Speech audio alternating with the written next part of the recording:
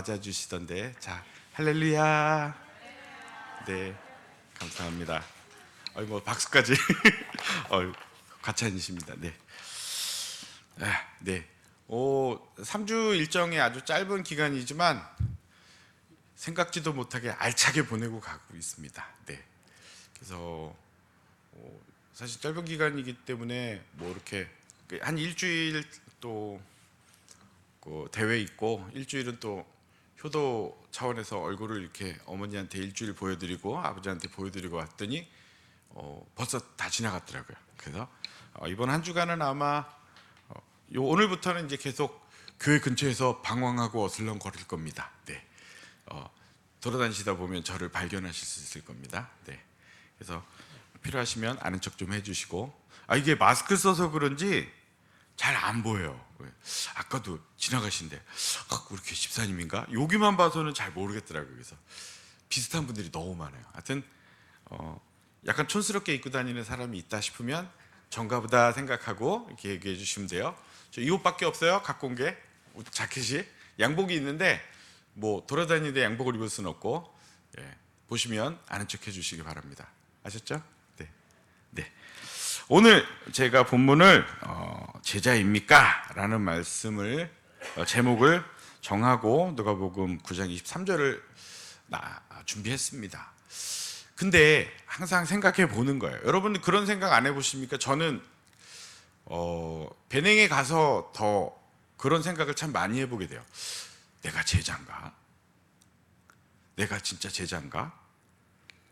다른 의미가 아니라 살다 보면 정말 제자인데 제자답지 못한 삶을 살 때가 참 많잖아요.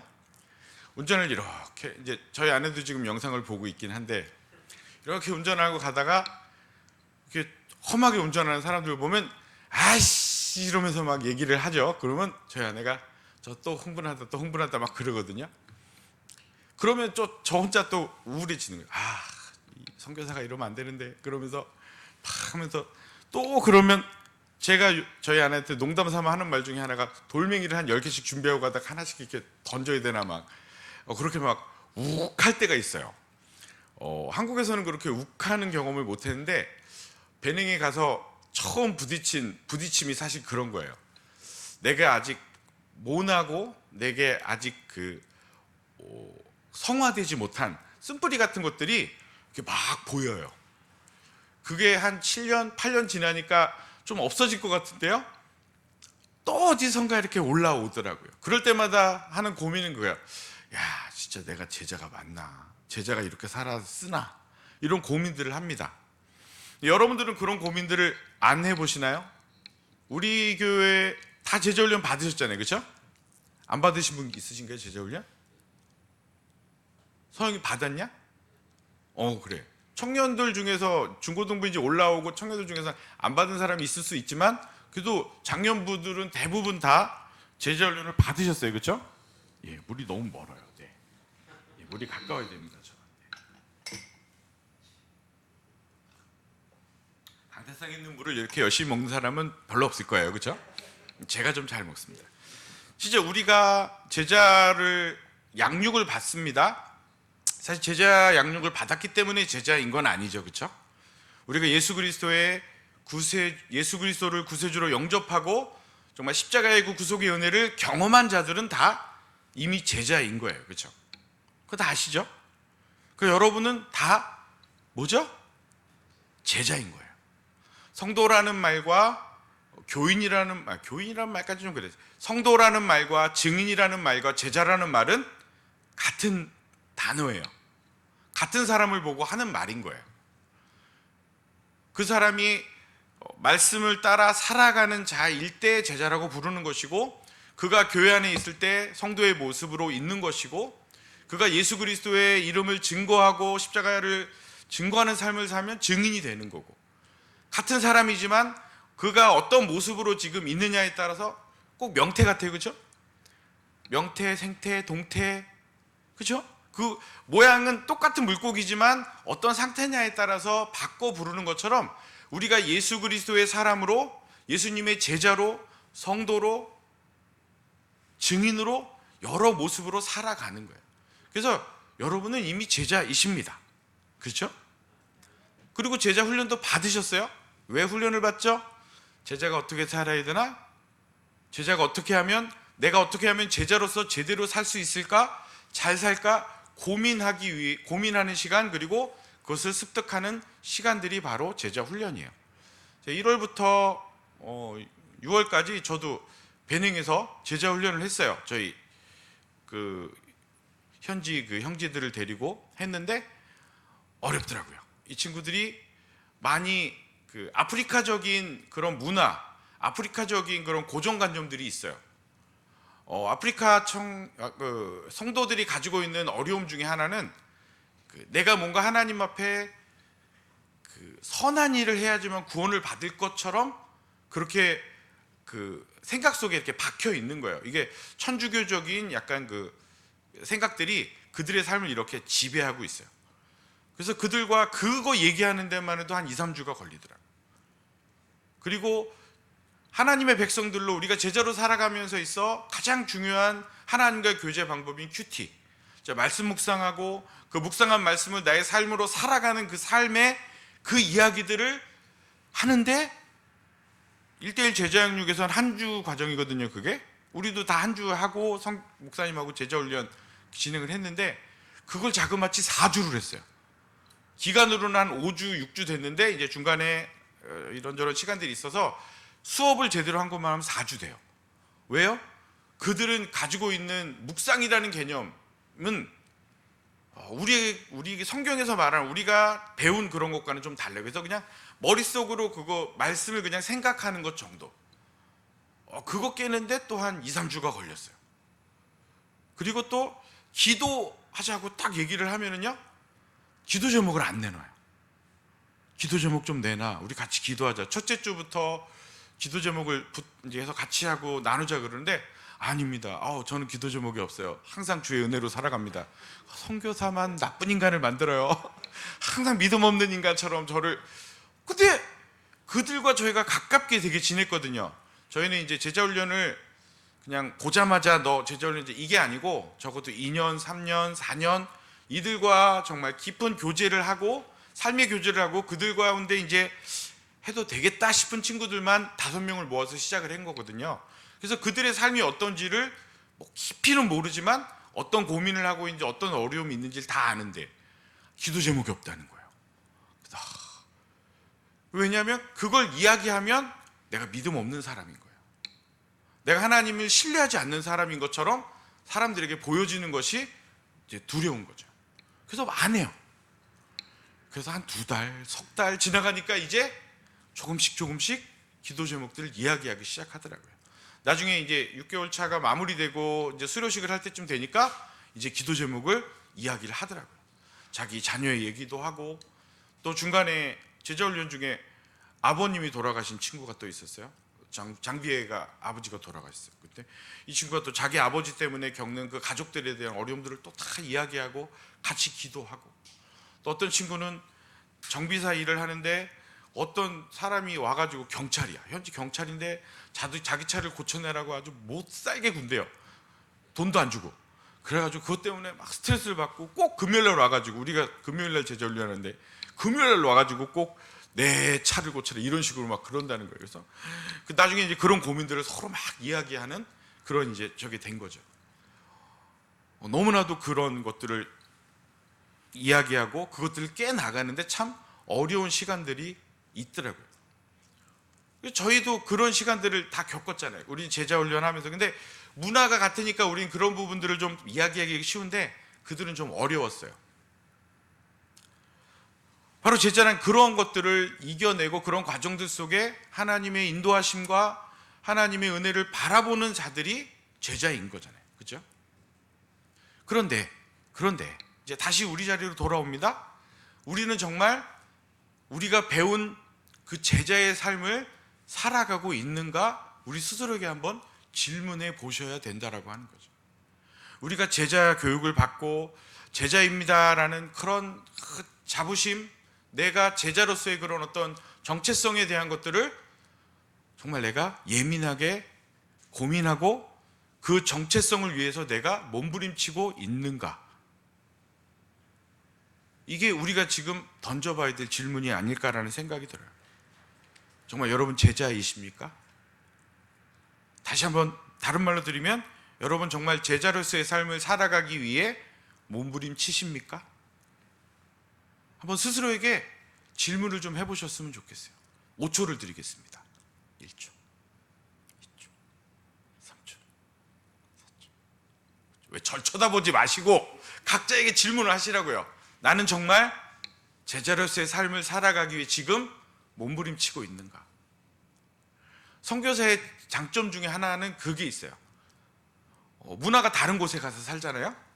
그러다 보니까 그런 몸부림이 없을 수가 없더라고요. 항상 부딪히거든요. 그들과의 관계성 속에서 부딪히고 그들과의 여러 가지 상황들 속에 부딪혀요. 그러다 보니까 자꾸 그거에 대한 고민을 하게 돼요. 내가 정말 오늘도 제자로서 제대로 살아갔나? 내가 오늘도 하나님의 사람으로서 선교사로서의 삶을 제대로 살아갔는가? 고민하게 돼요. 그런데 한국에서는 그런 고민을 하기가 쉽지 않은 것 같아요. 다시 한번 질문하겠습니다. 그런 고민을 여러분 하고 사시나요? 오늘 하루의 삶 속에서 정말 내가 제자로서 바른 온전한 제자로서의 삶을 살아가기 위해 노력하고 몸부림치고 아니면 살아가고 있었는가? 고민하는 시간들이 내게 있는가? 우리 자신들 한번 돌아봐야 한다는 거예요. 한국에 있으면요, 잘못하면 그냥 휙 지나가 버려요. 그냥 어떻게 하다 보면 휙 지나가 버리는 거예요. 생활 때문에, 자녀 걱정 때문에, 오늘 하루 일하는 일 때문에 잘못하면 그런 것들이 휙 지나가 버리는 거예요.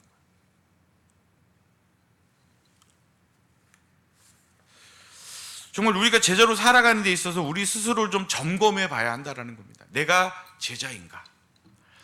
오늘 본문을 통해서 그 한 3가지 정도를 점검해 보려고 합니다. 첫 번째는 뭐냐면 자기를 부인하고, 네, 남자들한테 하는 얘기가 아니에요. 자기 부인하고가 아니고요, 자기를 부인하고. 꼭 자기 부인하고 가야 되는 게, 주님 앞에 갈 때는 부인하고 가야 되는 게 아니에요. 그렇죠? 그럼 남편하고 가야 되는데 좀 헷갈리죠. 그래서 자기를 부인해야 돼요. 나를 부인한다는 말이 뭘까라는 고민을 해보게 돼요. 그러다가 딱 떠오르는 한 단어는 뭐냐? 우선순위에 대한 문제가 아닐까라는 생각을 해보게 돼요. 우리가 생활하다 보면 우리의 필요를 따라가게 됩니다. 우리는, 그렇죠? 내가 생활할 것을 따라가게 되고, 나의 필요로 하는 것, 나를 필요로 하는, 내가 필요로 하는, 나를 필요로 하는 것들을 향해 우리가 따라가게 되더라는 거예요. 그런데 정말 그것이 하나님이 원하시는 것일까라고 하는 고민을 해야 된다라고 하는 거죠. 자기를 부인하고. 물은 내게 오는 자는, 이 뒷절에 보면 그렇게 나와요. 26절에 물은 내게 오는 자가 자기 부모와 처자와 형제와 자매와 및 자기 목숨까지도 미워하지 아니하면 능히 나의 제자가 되지 못하리라. 이렇게 얘기하세요. 예수님 좀 독하게 얘기하셨어요? 근데 그거 버릴 수 있는 게 아니잖아요. 솔직히 얘기하면. 그렇죠? 버릴 수 있는 게 아니잖아요. 근데 너무나도 모질게 얘기하세요. 그것들을 다 버리지 않으면 내 제자가 될 수 없다라고 얘기하세요. 이 부분에 있어서도 우리가 한번 이 의미가 뭔가를 살펴봐야 된다는 거죠. 바로 우선순위의 문제가 아닌가라는 생각이 드는 거예요. 우선순위의 문제. 자녀를 사랑하는데 내 가족들을 사랑하는 것 하나님의 명령이잖아요. 그렇죠? 내 부모를 공경하고 내 이웃을 내 몸과 같이 사랑하라 말씀하셨잖아요. 근데 왜 그들을 미워하지 아니하면 나를 따라올 수 없다라고 말씀하실까? 이 부분은 그들과 하나님과의 관계성 속에 하나님과 그들을 둘을 놓고 봤을 때 누구에게 더 집중도가 있는가? 누구에게 더 내가 나의 우선순위를 두고 있는가? 나의 관심과 나의 집중력을 두고 있는가가, 누구에게 두고 있는가가 가장 중요한 문제라고 하는 거죠. 미워한다는 말이 그거예요. 미워한다는 말. 누구에게 더 나의 마음과 나의 생각을 집중하고 있는가?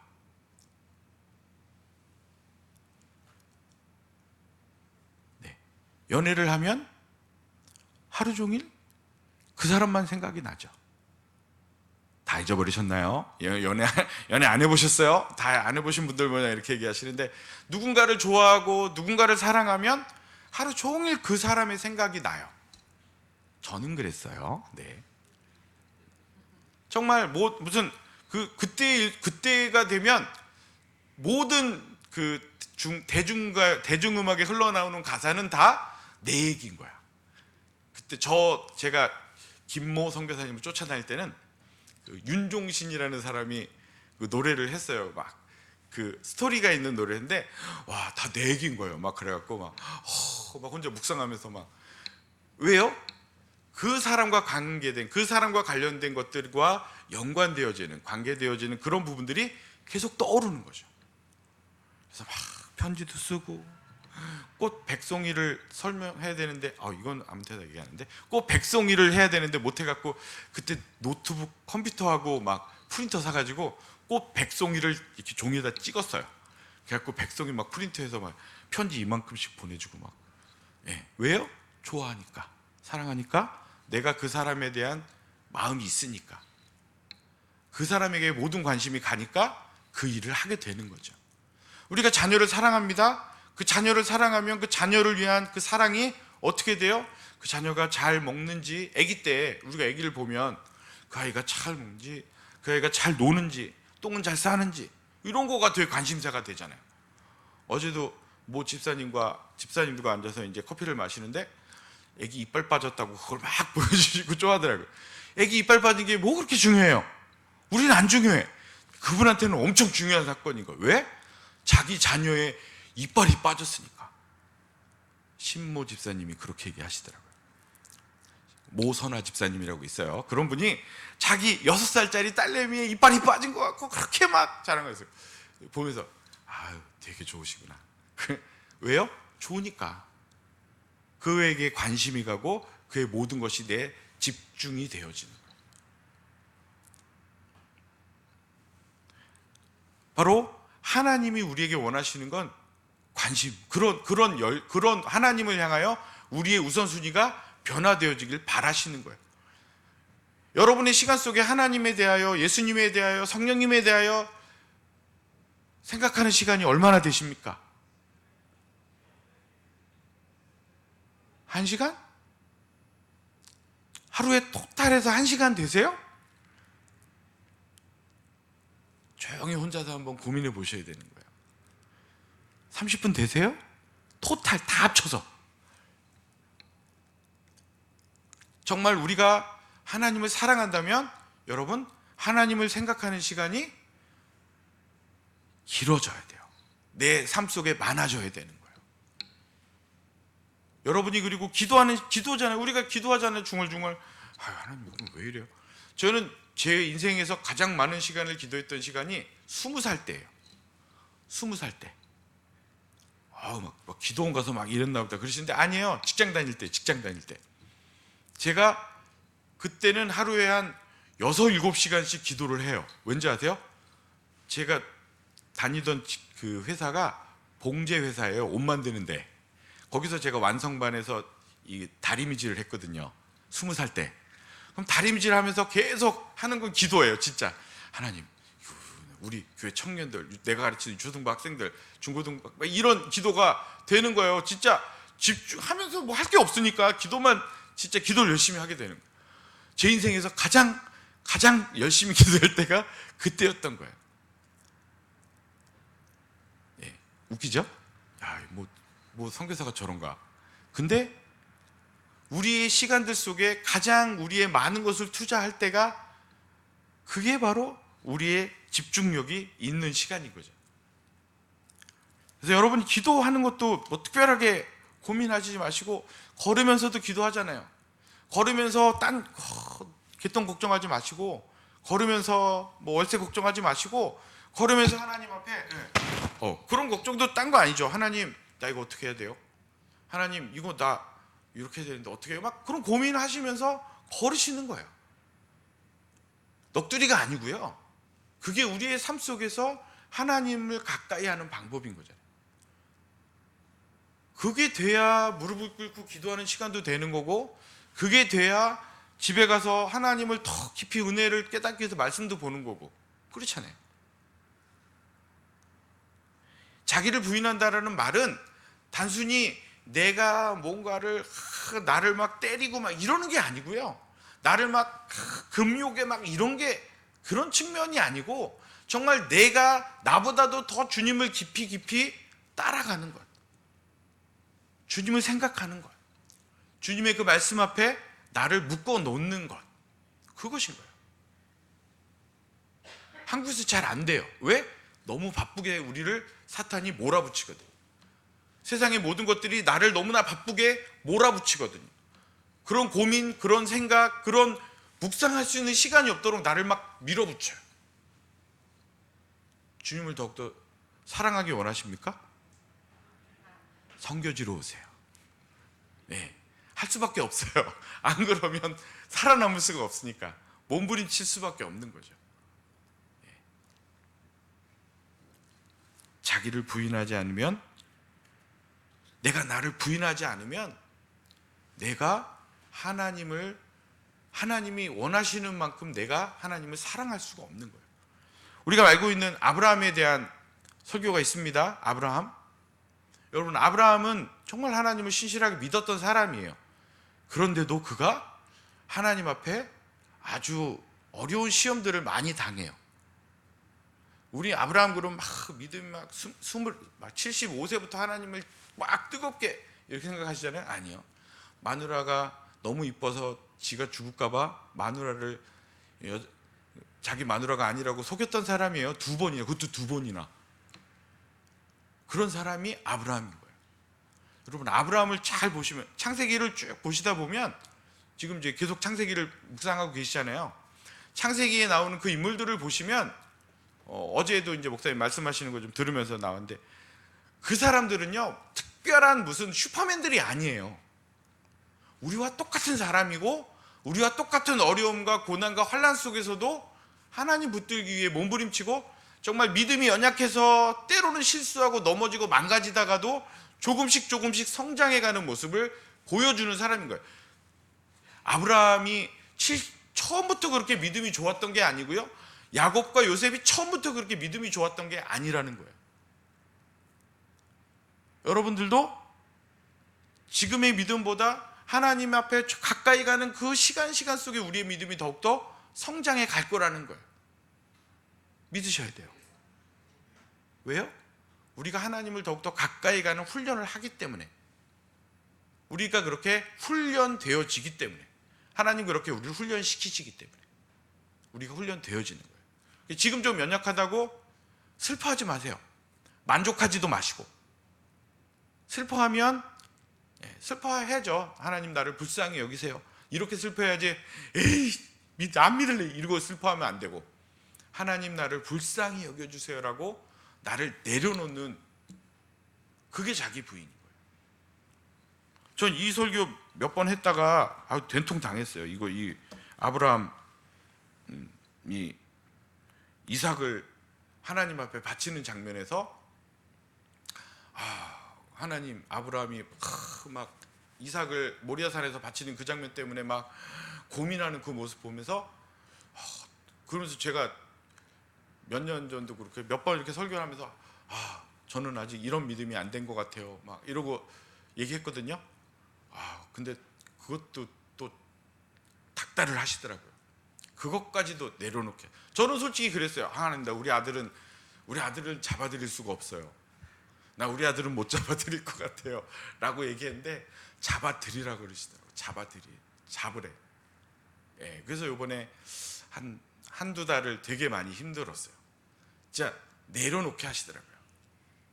그 아들에 대한 사랑과 그 아들에 대한 그 내가 가지고 있는 마지막 연민, 그것까지도 다 내려놓게 하시더라고요. 자세한 내용을 아시는 분들은 아시겠지만, 현일이 학교 문제 때문에 저희가 몇 년을 되게 고민했거든요. 그래서 고민하다가 올해도 사실은 그 부분 때문에 되게 많이 막 금방 학교 들어갈 것처럼 막 그랬다가 갑자기 학교를 못 들어가니까 그냥 저랑 저희 아내가 너무 마음이 상심해가지고 그냥 퍼져버렸어요. 진짜 말 그대로 퍼져버린 거예요.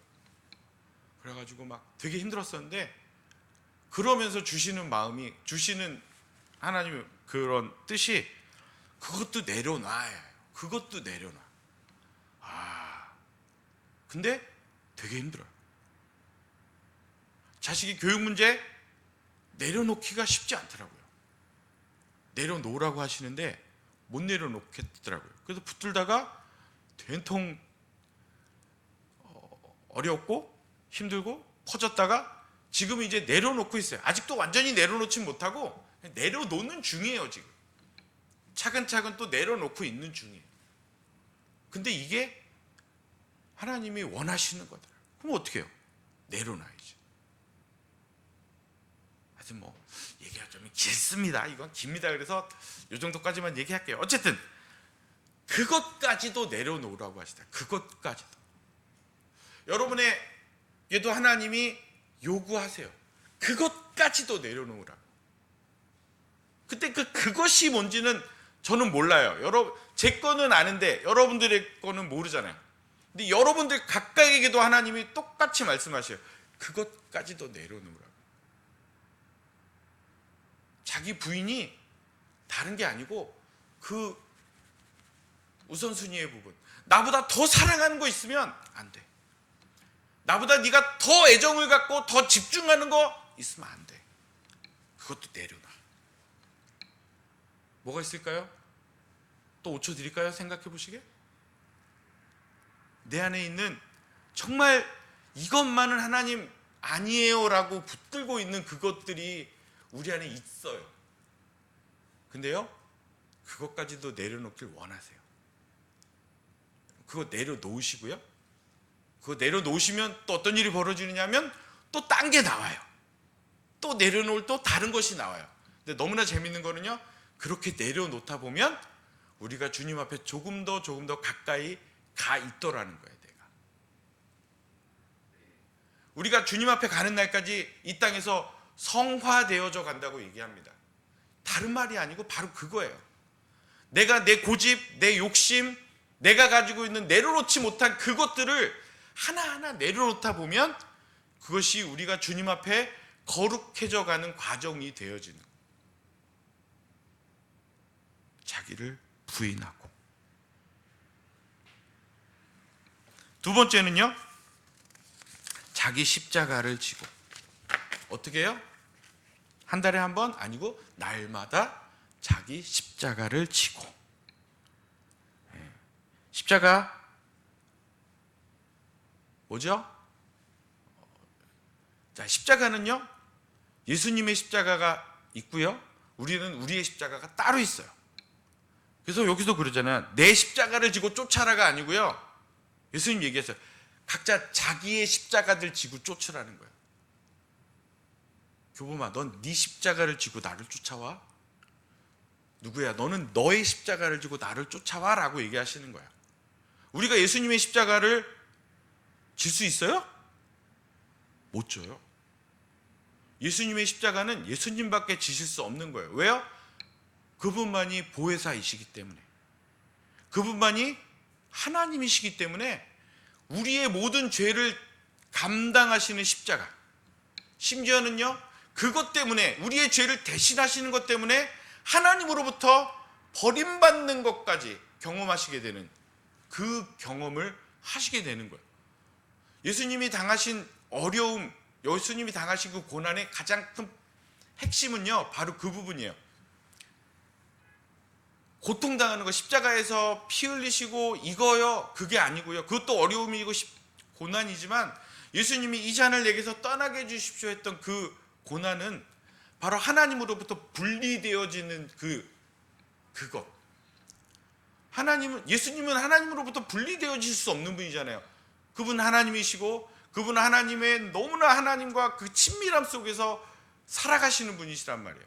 성부 하나님과 그 친밀함은, 삼위일체 하나님의 그 친밀함은요, 우리가 상상할 수도 없고 우리가 이게 재단할 수도 없는 내용이에요. 그건 신비예요, 신비. 근데 지금 예수님께서 우리 때문에 우리 때문에 우리의 죄를 대신 지시고 십자가에 지시는 그 순간 어떤 일이 벌어져요? 우리의 죄 때문에 하나님으로부터 분리되어지는 것 같은 그런 고통을 받으시는 거예요.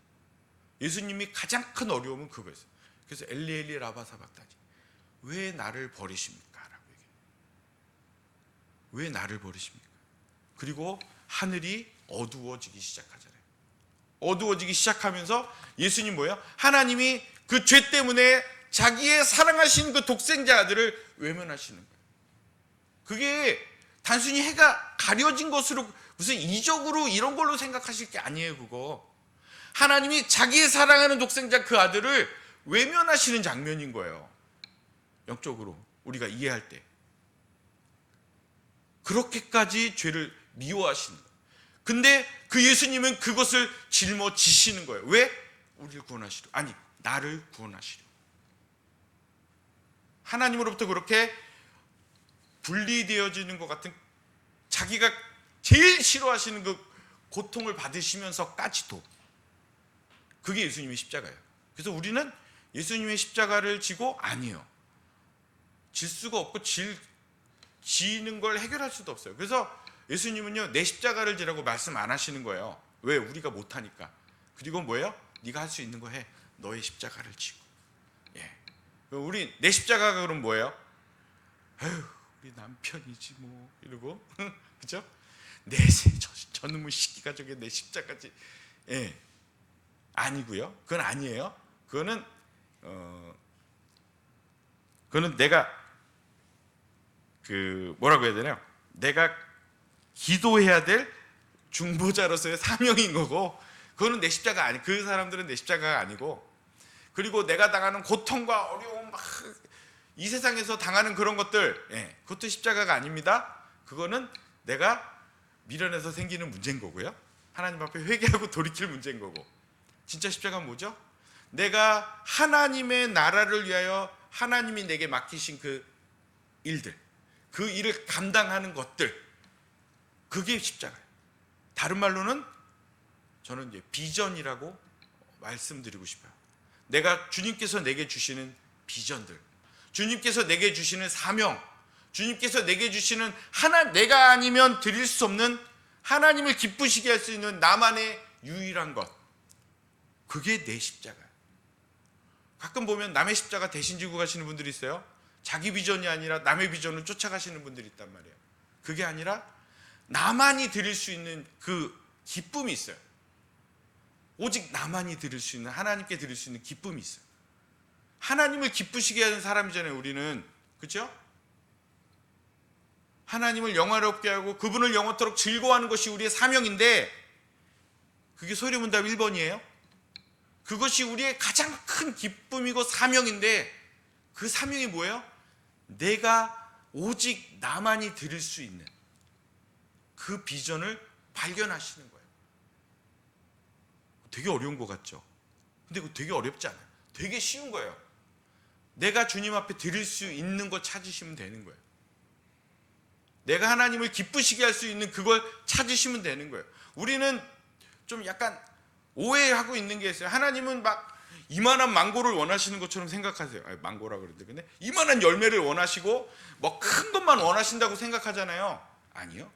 하나님은 양보다 질이세요. 하나님이 원하시는 건 양이 아니에요.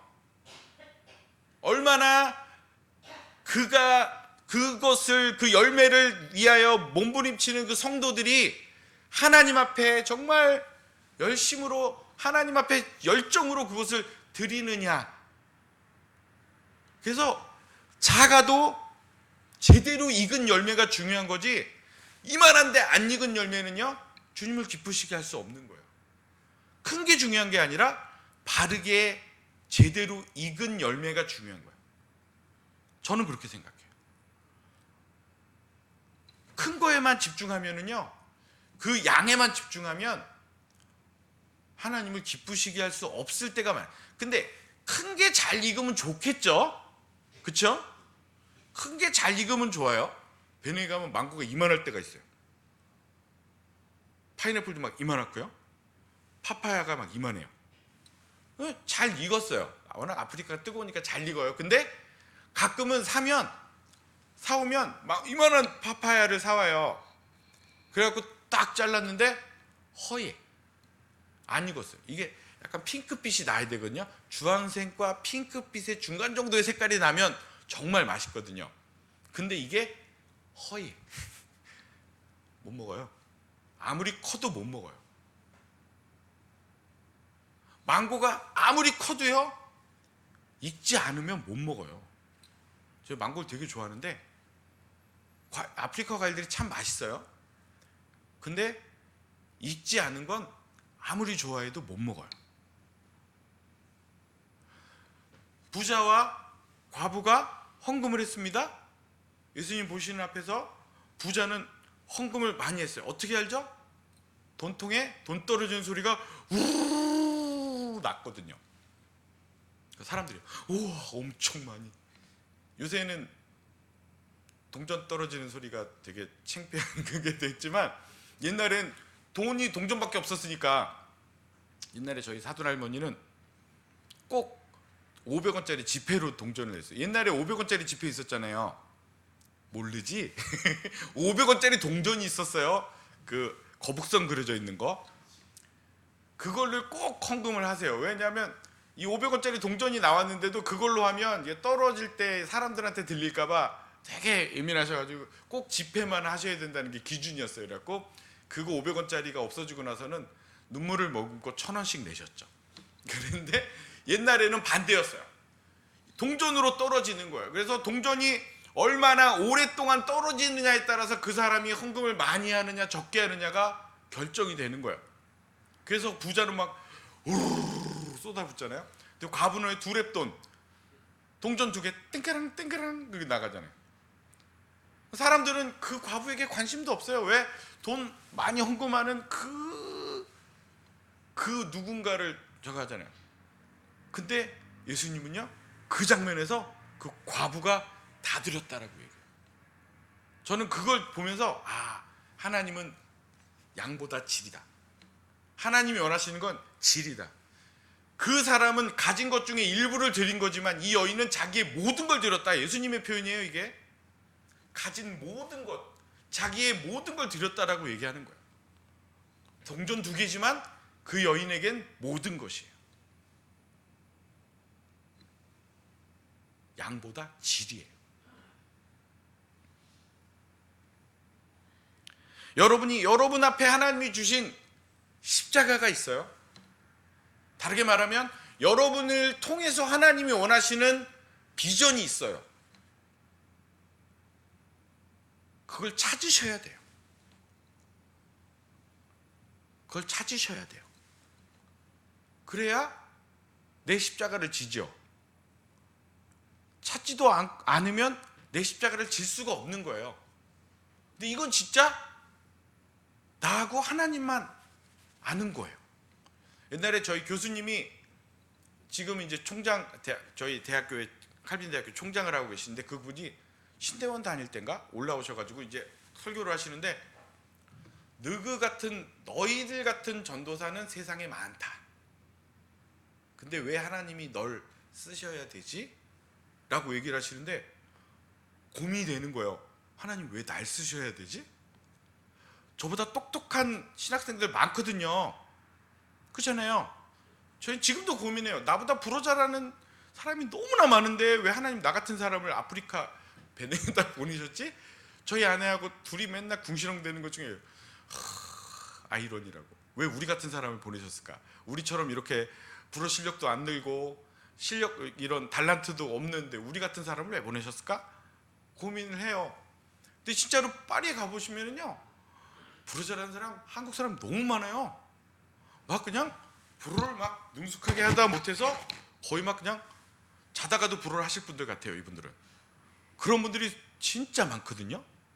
수만 명의 사람이 있는데, 그리고 한국에 수많은 불어 전공자들이 있는데 불어 그러면 저희는 옛날에 후 이랬어요. 저는 불어 후 그랬는데 나 같은 사람을 거기다 갖다 놓으신 거예요. 이것도 모르겠는 거예요. 하나님이 원하시는 저는 그래갖고 그때 그 고민한 거예요. 하나님이 왜 날 쓰셔야 되지? 그러니까 하나님이 나에게 원하시는 게 무엇일까라는 고민을 한 거죠. 지금 베냉에 가는 것도 저희는 보석 찾으러 갔어요. 보석. 내가 너희에게 네가 작은 일에 충성하였으면 큰 걸 맡기겠다 그러셔서 쫓아갔잖아요. 그래서 보석 찾으러 갔다니까요. 하나님이 내게 주신 그 귀한 보석, 그걸 찾으러 간 거예요. 근데 그 보석은 단순히 아프리카에만 있는 것이 아니에요. 아프리카에는 찾기가 쉬워요. 왜? 쌓여 있는 게 많지 않으니까. 근데 한국에도 있단 말이에요. 이 땅에 여러분 주변에도 그 보석이 있단 말이에요. 여러분을 통해서 하나님 기뻐하실 만한 그런 비전들이, 그러한 보석들이 있단 말이에요. 이 십자가는요, 보석이에요, 보석. 다르게 십자가는 막 어렵고 힘들고 이런 것만 생각하시니까 바꿀게요. 여러분 주변에 여러분에게 맡기신 보물이 있단 말이에요. 달란트가 있단 말이에요. 그거 묻어주지 마시고 그것을 활용하시라는 거예요. 그러려면 어떻게 해요? 먼저 내게 주신 달란트, 내게 주신 비전이 무엇인가를 먼저 발견하셔야 돼요.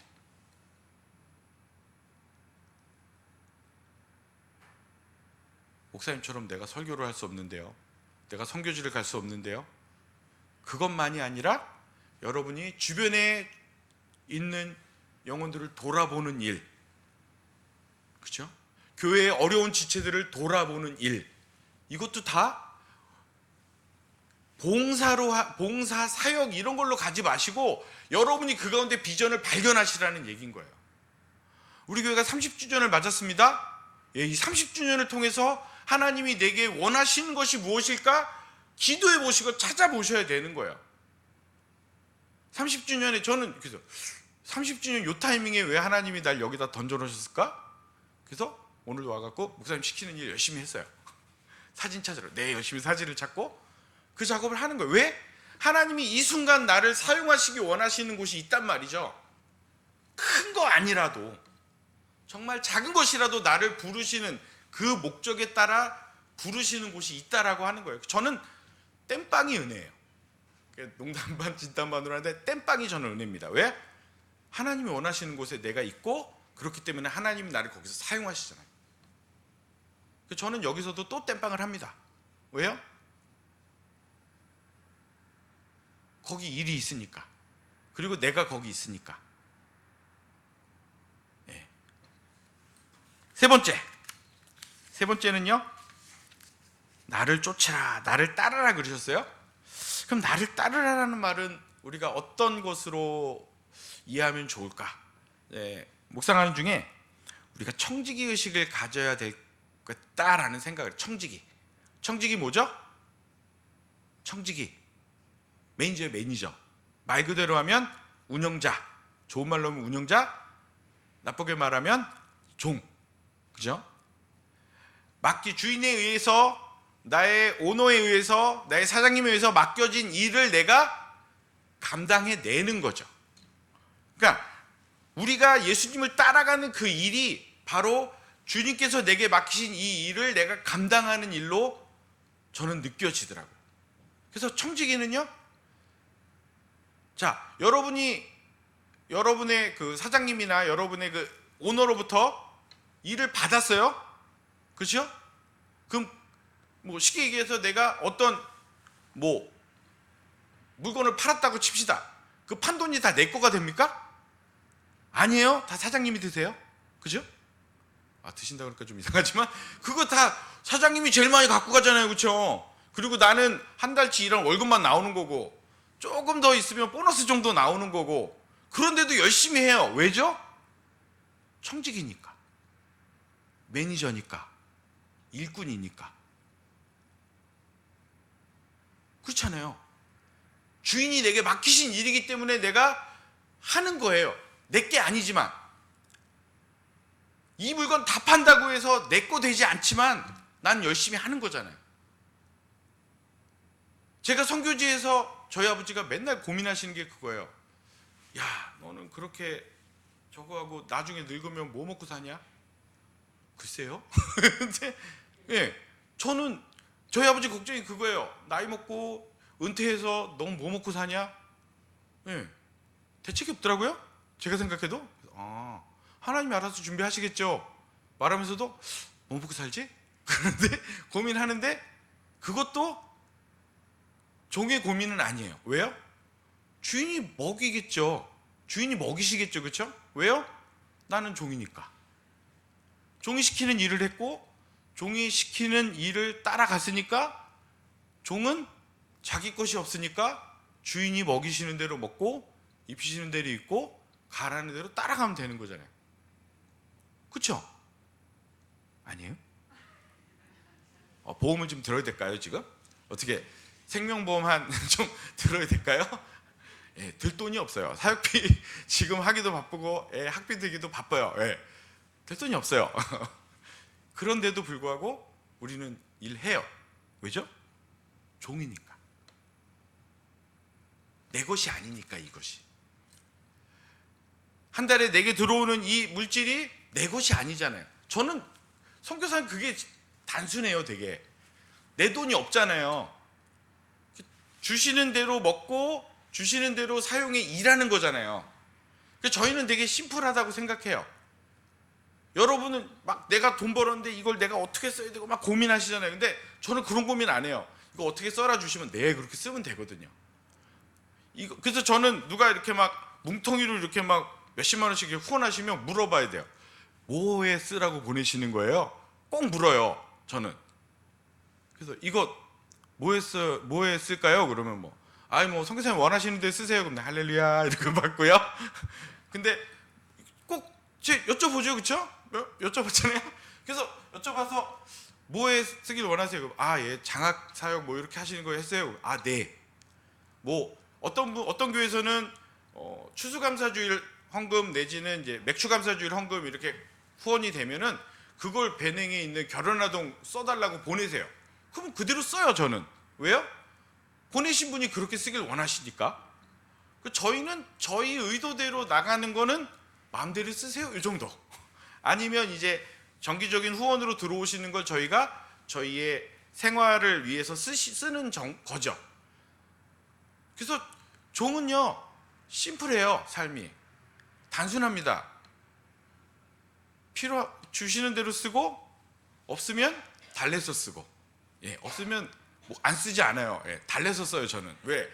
먹어야 되잖아요. 밥을 먹어야 되고 생활을 해야 되니까 저는 없으면 굶습니다가 아니고 없으면 주세요라고 얘기를 해요. 그럼 또 주세요. 왜? 종이 배고프다니까 주인이 주시잖아요. 재작년이죠? 2020년 코로나 한참 터졌을 때 되게 힘들었어요. 얘기했나요? 제가 그때 지난번에 와서? 얘기 안 했죠?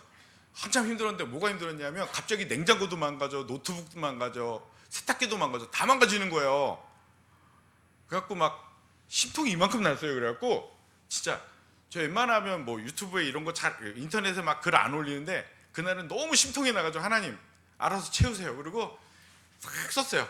냉장고가 망가지고 세탁기가 망가지고 막 썼더니 또 국민이 여기시는 분들이 이게 돈을 보내주셔서 냉장고 세탁기를 다 샀어요. 아멘. 네. 종은 그래요. 내가 내 것을 뭐 이렇게 묶어놓는 사람들이 아니잖아요. 저희는. 그래서 필요하면 그때 구하는데 심통이 나가지고 그때는 원래는 주님 주세요라고 기도를 해야 되는데 심통이 나가지고 인터넷에 막 올렸어요. 그랬더니 또 사람들의 마음을 부드럽게 하셔서 그걸 또 응답하게 하시더라고요.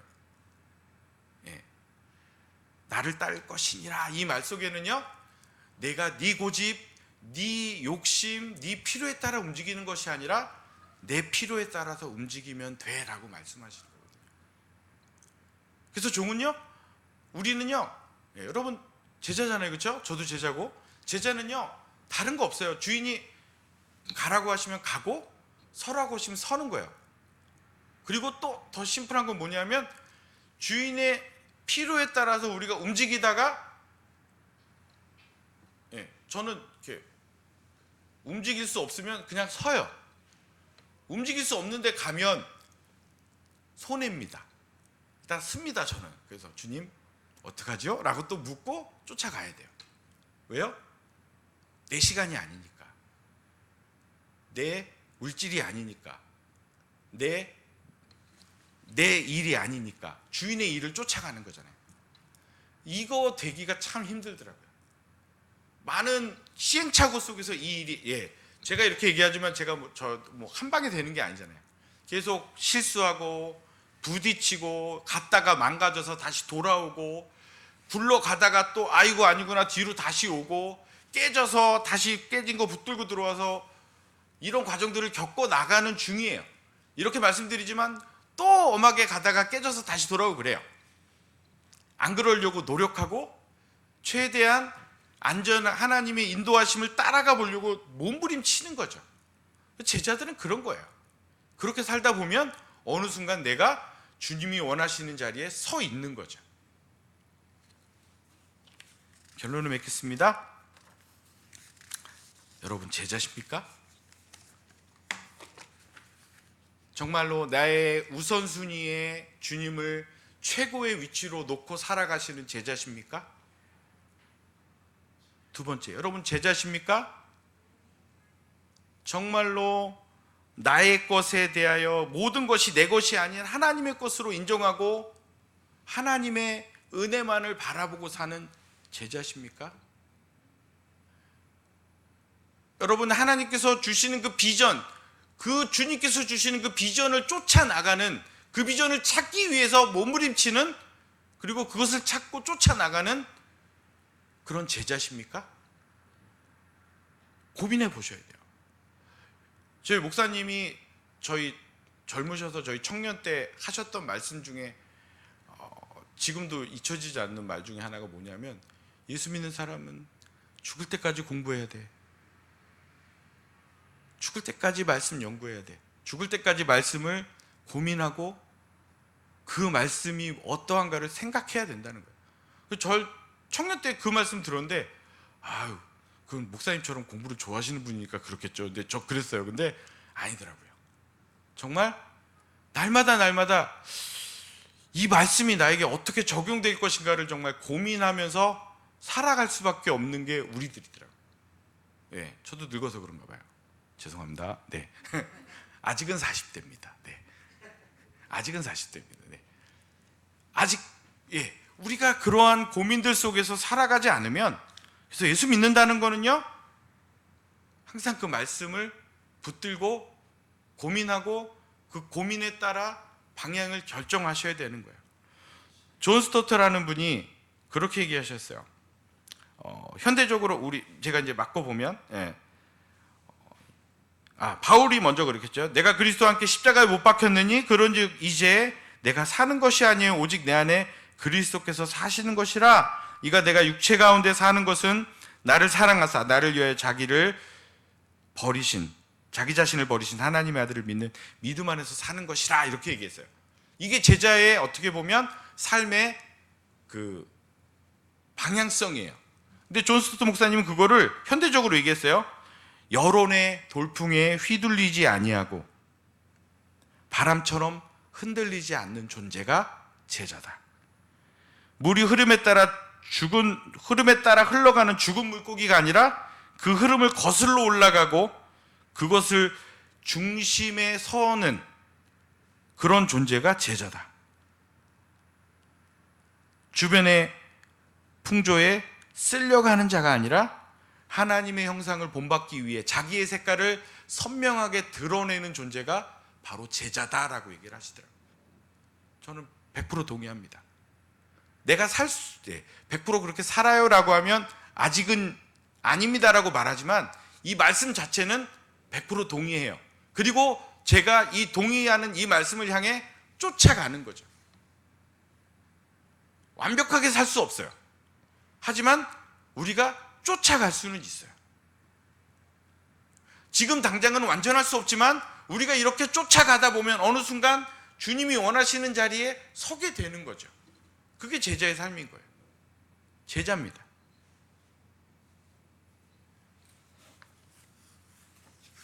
오늘 한번 그런 기도를 하셨으면 좋겠어요. 여러분에게 드리는 기도의 제목은 딴 게 아니에요. 정말 내가 제자인가? 오늘 이 여러 가지 말씀들 중에 정말 여러분의 마음에 일어나는 그 고민들이 있으시면 좋겠어요. 그리고 그 고민과 함께 정말 그 말씀에 그 일어나는 그 생각들과